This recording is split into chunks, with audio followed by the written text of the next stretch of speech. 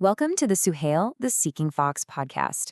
Grab a comfy seat, maybe a warm drink as we settle in for a late-night, deep thought explainer. Make sure to like, comment, share, and subscribe so you don't miss out. Tonight, we're tackling something so incredibly human, why we constantly forget our most profound life realizations. You know that feeling, right? When everything just clicks, and then, poof, it's totally gone. Well, let's dive right into this, figure out exactly why that happens, and more importantly, how we can stop it. I mean, how incredibly relatable is this quote? We've absolutely all been there. You're lying in bed at 2 in the morning, staring at the ceiling, and suddenly you have a completely life-changing realization about your career, your relationships, your purpose. You feel totally transformed. But then you wake up, pour your coffee, and by breakfast, that profound insight has completely vanished. And look at our mascots who hail the fox, just admiring this exact quote carved right into that tiny clay kitchen cabinet. It hits the nail on the head. We aren't bad at having deep thoughts, we're just terrible at keeping them around long enough for them to actually matter. Section 1. Tafakkur versus Tadhakkur.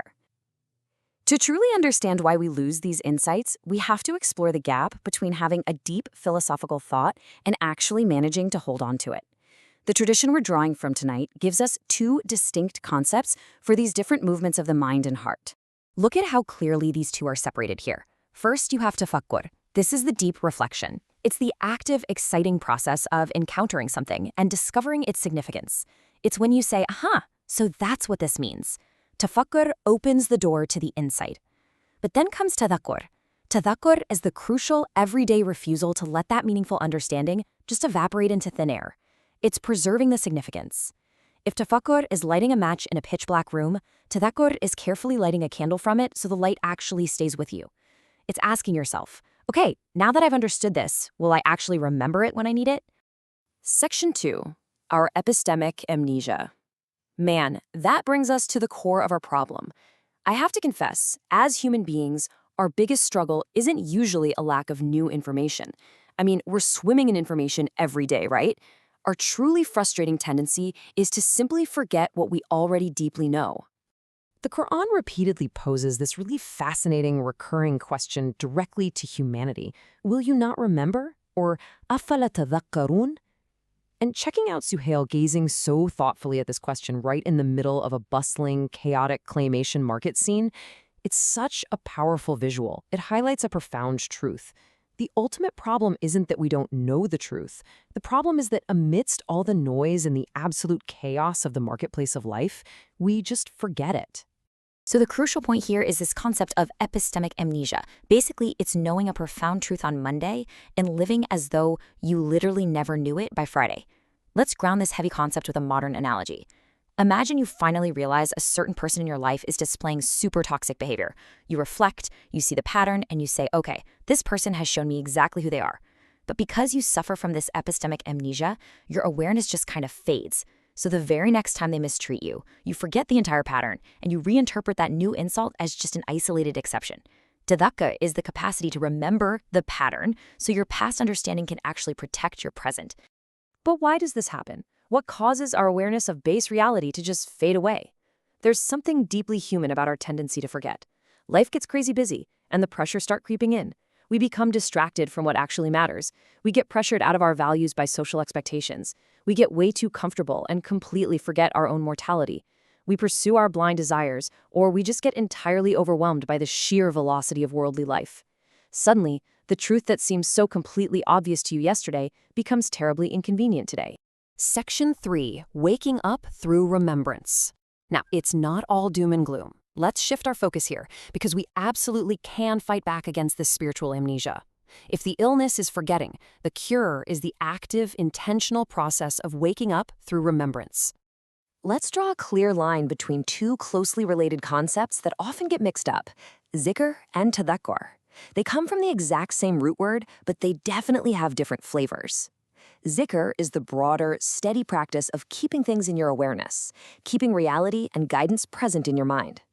But Tadhakkur is the specific, sharp jolt of remembering in a way that forces you to wake up and take heed.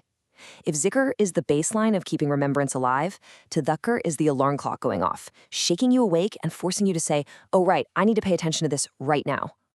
And this brilliantly illustrates why the Quran constantly refers to itself as a reminder or dhikr. It's a profound shift in perspective. Revelation isn't necessarily dropping brand new, never-before-seen data on humanity all the time.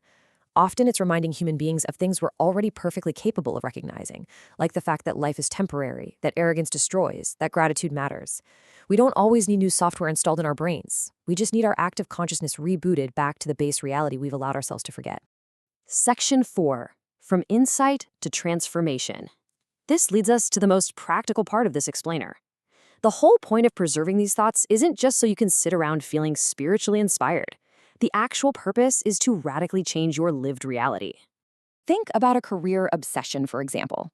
You do some deep tafakkur, some heavy reflection, and you get a powerful insight. Wow, my endless pursuit of status is completely consuming my life and ruining my relationships.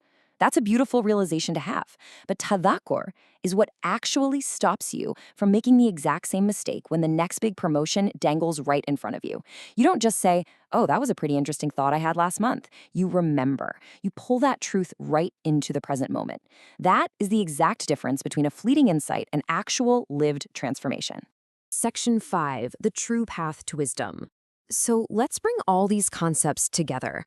Let's look at the beautiful architectural progression of how a fleeting 2 a.m. epiphany finally becomes permanent, deeply rooted wisdom. Follow this up these beautifully lit miniature clay stairs. And hey, look at Suhail sitting proudly near that top step, waiting for us. It starts at the very bottom with Nur, illumination, where the reality is lit up for you. Then Basira, where you perceive it clearly with insight. Next is Tafakkur, where you actively reflect on what it actually means. But the critical fourth step, right before the top, is Tadhakkur, remembering and taking heed. Only when you successfully hold on to that reflection do you finally reach the top step, Hikmah, wisdom. Because Tafakkur asks, what does this mean? Tadhakkur asks, will I remember it? And Hikmah asks, what should I do about it?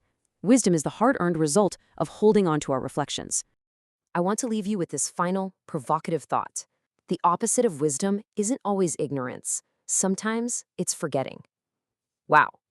Let that hang in the air for a second.